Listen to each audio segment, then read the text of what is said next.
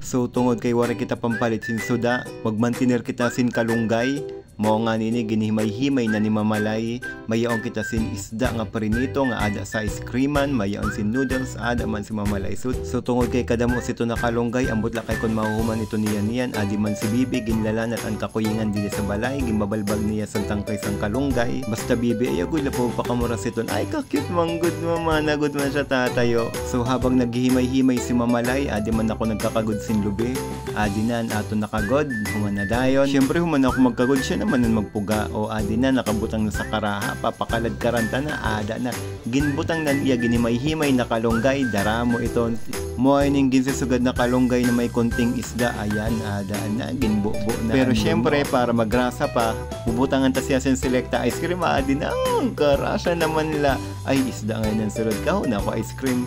So adi na siya ginbutang na siya sa kalunggay ginimay-himay ni mamalay, karasa di na naton sa daya na nga gabi, di ba? Tara na pangaon, nyam nyam.